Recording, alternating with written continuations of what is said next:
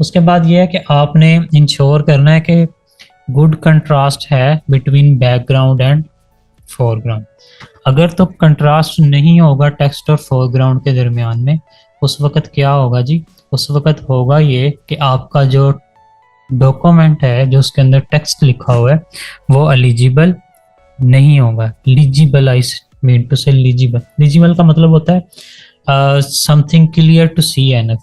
ठीक है, आगे जाकर मैं बताऊंगा अभी उसके बारे में। तो पहली बात तो यह है कि कंट्रास्ट क्या चीज़ है। कंट्रास्ट जो है वो क्या है, डिफरेंस है बिटवीन टू कलर्स। ठीक है, डिफरेंस इन सेंस ये नहीं है तो एक येलो है और एक जो है वो ब्राउन है। ठीक है, एक ब्लू है और एक जो है वो डार्क ब्राउन है। ये डिफरेंस की बात नहीं कर रहा मैं, डिफरेंस इन सेंस बात कर रहा हूँ लाइटनेस और डार्कनेस की। एक चीज लाइट है, कंट्रास्ट का मतलब ये है कि एक चीज लाइट होगी और दूसरी वाली क्या होगी, उसके ऊपर डार्क होगी। जिस तरह से हम व्हाइट और ब्लैक को कहते हैं ना, व्हाइट क्या है, उसके अंदर एक लाइट चीज है, और जो ब्लैक है उसके अंदर वो क्या है, एक डार्क चीज है। ठीक है, उसके बाद देखें जो मैंने आपको पहले बता रहा था, लिजिबिलिटी। लिजिबिलिटी क्या है, legible writing is clear enough to read, मतलब ना नजर आनी चाहिए वो आपको।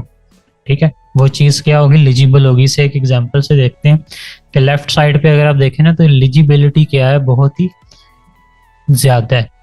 लेकिन बहुत ज्यादा मतलब एनफ है, काफी है कि हमें चीजें बिल्कुल साफ पड़ी जा रही, नजर आ रही। ठीक है, और उसके बाद अगर आप राइट की तरफ जाते जाए ना, तो लिजिबिलिटी क्या होती जा रही है, कम होती जा रही है।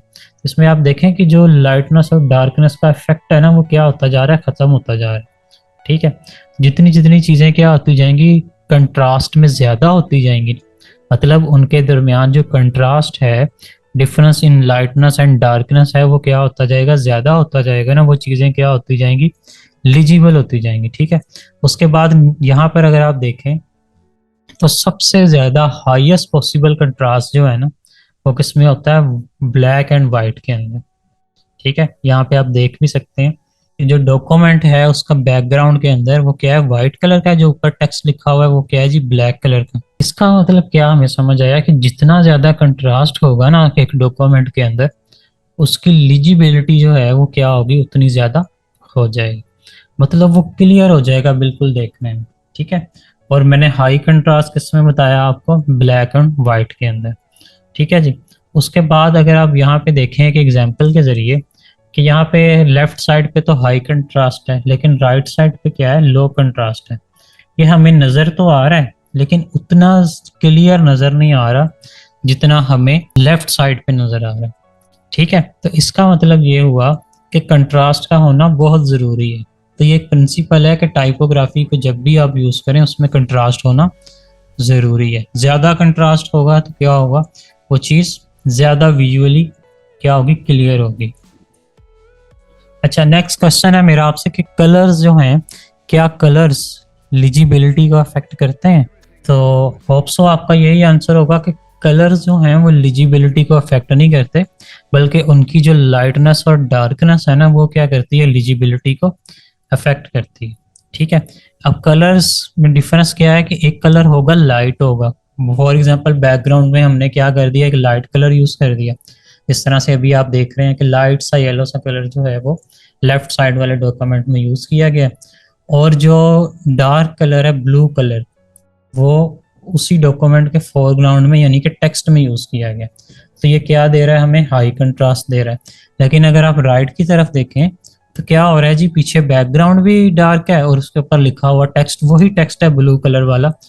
ठीक है, वो इस तरफ यूज कर दिया गया, तो कंट्रास्ट क्या हो गया, लो हो गया। लो कंट्रास्ट हो गया तो मतलब क्या हुआ, एलिजिबिलिटी कम हो गई। ठीक है, तो यहाँ से हमें ये चीजें पता चल रही हैं कि कंट्रास्ट का होना बहुत जरूरी है। अगर कंट्रास्ट ज्यादा होगा तो एलिजिबिलिटी क्या होगी, ज्यादा होगी। ये मैंने आपको बता दिया कि जो ब्लैक एंड व्हाइट है उसके अंदर क्या होता है, कंट्रास्ट ज्यादा होता है। अब जो ब्लैक एंड व्हाइट है ना, उसके कंट्रास्ट को हमने पूरा एक नाम दिया हुआ, उसका नाम है रिवर्स टाइप। ठीक है, मतलब ब्लैक एंड व्हाइट कंट्रास्ट को आप सिंपली क्या क्या कह सकते हैं, रिवर्स टाइप। ठीक है, फिर उसके बाद अगर आप देखें ना, ये एक नई चीज है, एक नया प्रिंसिपल है, जिसमें आप देख सकते हैं कि यूज तो हमने ब्लैक एंड व्हाइट का कंट्रास्ट ही किया है, लेकिन क्या है, यहाँ पे जो आपको टेक्स्ट है ना, वो क्या है, वो इतना विजिबल नहीं है कंट्रास्ट के होने के बावजूद। तो इसके लिए हम क्या करते हैं जी, इसके लिए फिर एक और प्रिंसिपल हमें लगाना पड़ेगा। वो प्रिंसिपल ये होगा कि reverse type find for small chunk of text. ठीक है, रिवर्स टाइप में क्या किया हमने, जो ब्लैक कलर था जो हम टेक्स्ट में यूज कर रहे थे उसे हमने बैकग्राउंड में डाल दिया, और जो वाइट कलर है उसे हमने किस में डाल दिया, टेक्स्ट के कलर में। ये हमारे पास आ गया एक रिवर्स टाइप। लेकिन जब रिवर्स टाइप बहुत ज़्यादा यूज़ कर दोगे ना आप, एक बहुत ज़्यादा एक ऐसा डॉक्यूमेंट जहाँ पे बहुत ज़्यादा टेक्स्ट है, तो वहाँ पे क्या करेगा, ये इरिटेट करेगा रीडर को। इरिटेट इन सेंस इस तरह से करेगा कि वो जिस तरह से छोटी छोटी लाइटें नहीं आपको नज़र आती, वो छोटी छोटी लाइटें आपकी आंख में पड़ रही हैं, तो वो मतलब क्या हाल करेंगी आपकी आंख। तो इसलिए हम जो रिवर्स टाइप है ना उसे किस तरह से यूज़ करते हैं, स्मॉल चंक ऑफ टेक्स्ट के लिए। ठीक है, उसके बाद नेक्स्ट चीज़ देखें, नेक्स्ट प्रिंसिपल यही है कि रिवर्स टाइप्स जो है उन्हें आप लार्ज अमाउंट ऑफ टेक्स्ट में, जिस तरह अभी मैंने आपको बताया, वो आपने यूज़ नहीं करना। फिर उसके बाद ये है कि जी avoid type faces with thin stroke.